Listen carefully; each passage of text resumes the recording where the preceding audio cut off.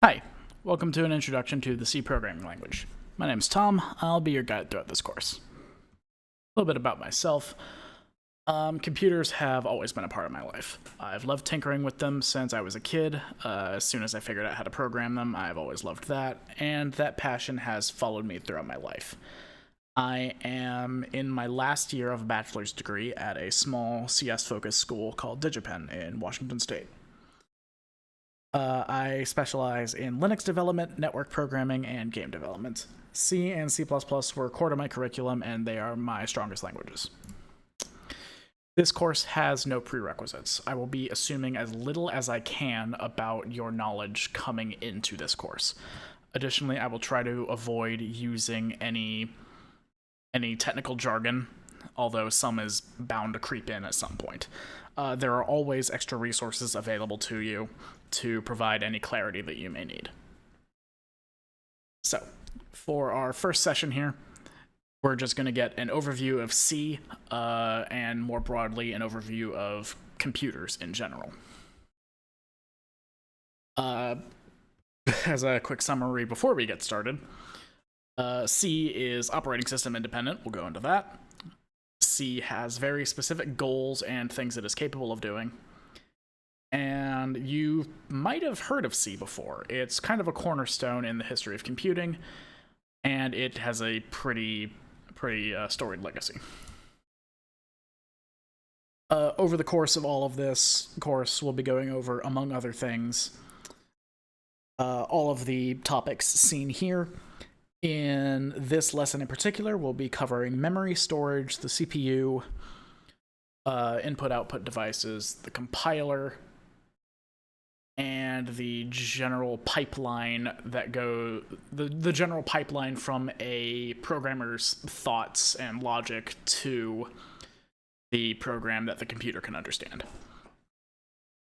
So, to get this started, this is a computer, or rather an abstraction of one.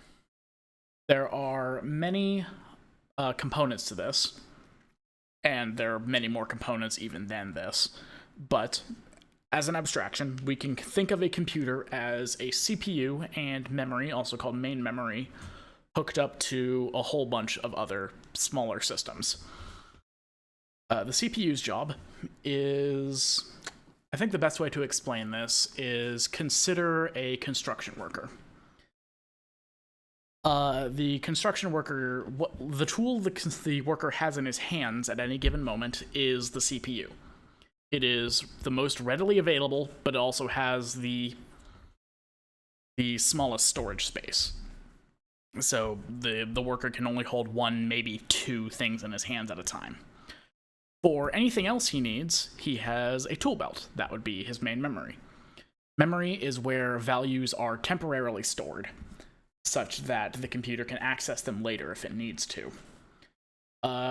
Key thing to know, memory is volatile. That means if the computer loses power, either by, getting struck by lightning or just being switched off, everything in memory is lost permanently. There's no way to get it back. If you need something to be stored long-term, you have secondary storage, also just called storage. For example, you've got your hard drive, a USB stick. In the long-lost days of the mid-2000s, you had CD-ROMs and DVD-ROMs.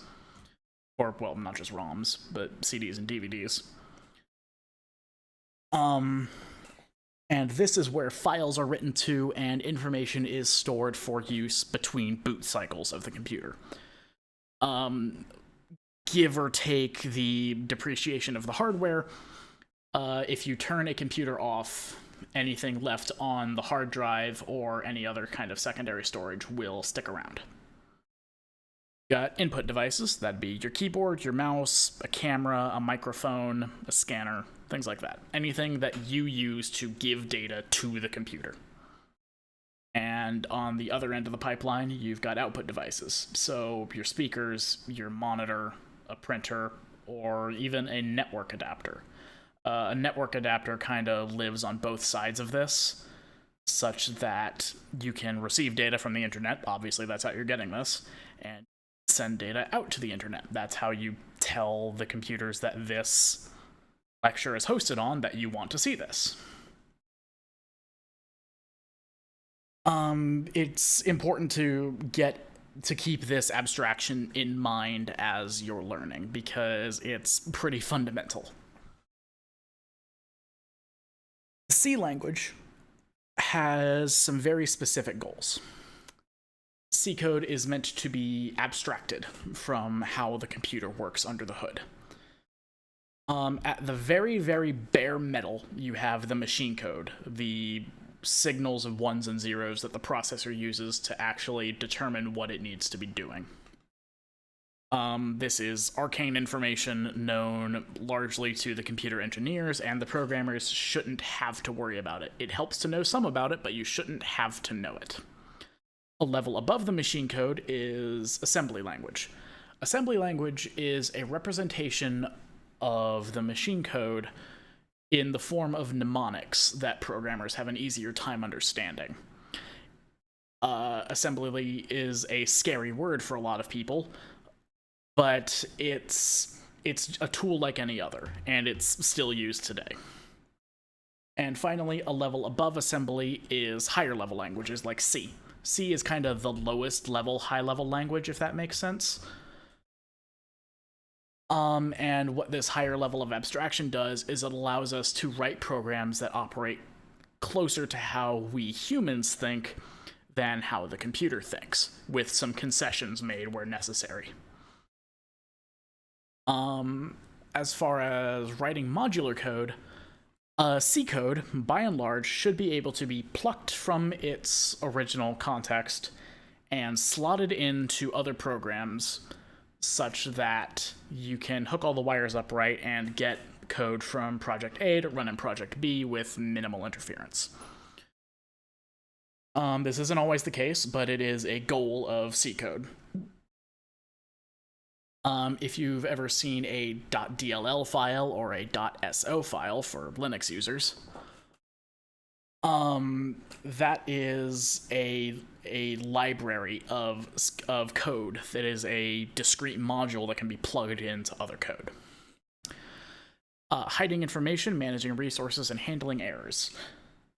The user should see as little of how the program works under the hood as possible.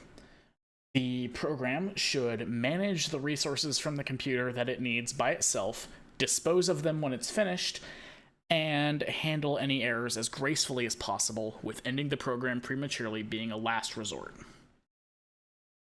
Separating the interface from the implementation. This is something that we'll go further into when we go into what a C program actually looks like, but usually C programs are split up into two kinds of files. Header files, or interface files, that give an outline of what the code is actually going to be representing, and then there's the implementation files that gets into the nitty-gritty of what exactly a particular function needs to do, what a particular constant is, and so forth. Writing code is part of a large team. Multi-programmer projects are a goal of most any language, but abstracted languages like C allow for programmers to more easily share their thoughts, and this enhances collaboration, obviously.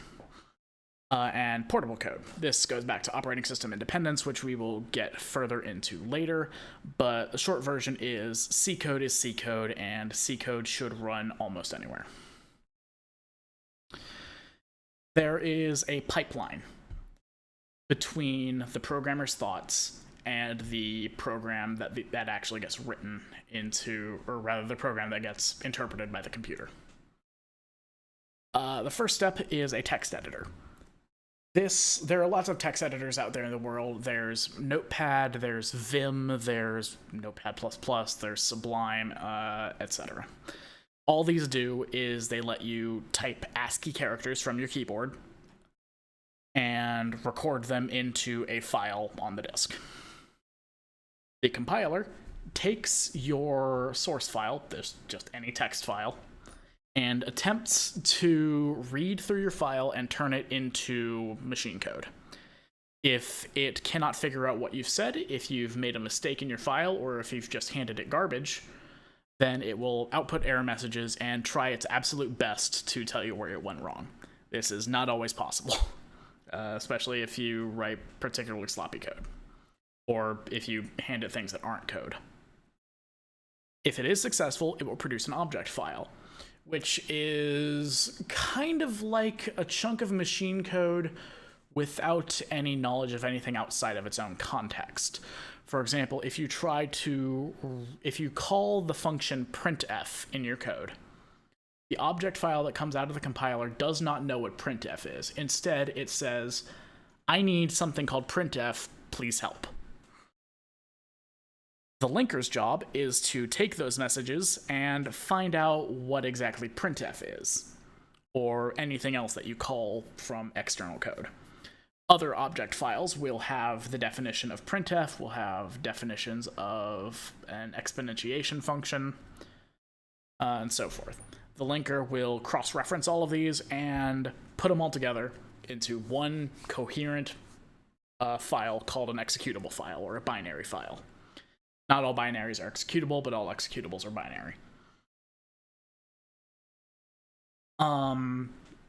The loader will copy this information into main memory, tell the processor, hey, look here to start, and the processor's job from then forth is to run the program until the program says to stop.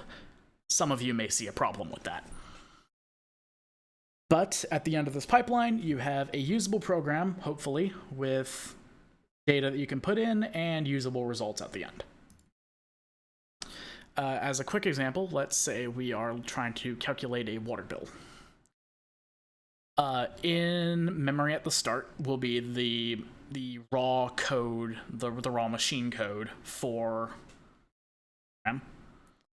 as part of the execution, we get some input, for example, the meter. Any data that is entered during execution also gets loaded into memory. Processor's job is to sift through all that data, do anything it needs to, and load the results into memory, which finally gets output into wherever it belongs. A file on the disk, output to the screen, a printer, even the internet. To jump topics a little bit, what is operating system independence? C is designed to work basically anywhere with an asterisk. If you can write a C compiler for your system, standard C code should run on it without a problem. There is an exception in the form of operating system specific code, like, for example, particularly abstracted Windows code will almost certainly not run on Linux or Mac OS or anything else. There are just certain paradigms that Windows wants you to use that are not compatible with other operating systems. However, for the most part, C is C, and you can run C anywhere you have a compiler for it. C is run basically everywhere. Quick history lesson. C, as I've mentioned, is a bit of a cornerstone in the history of computing. It had a handful of precursors, and there were plenty of high-level languages before C, such as B. But C has been the inspiration of basically every language afterward, except maybe like F#, which is more based on Fortran. There's a lot of information here. A couple of highlights are C++, which you've probably heard of. It's C with more features, essentially. And some things like generic programming, which lets you program for more or less any kind of data. C# and Java are very popular, more abstract languages that are based on the C syntax, and C++ is a particularly interesting one. C++ is generated by even higher level languages as kind of an intermediary language, and is used to basically accelerate compile time for those higher level languages by making C++ compile quickly, and by making the process of compiling to C++ quick, you in the end get a pretty fast compile time. So in summary, we've seen what a computer is, how the computer deals with your program, the pipeline for getting your program onto the computer, and we've gone over some of the basic philosophy of the C language. Next session, we'll be going over the C preprocessor, compile time directives, what type def is, and a handful of other topics related to the preprocessor. There are live coaching sessions available on the website for software design, engineering, C and C++ programming, and so forth and so on. Thank you for joining us.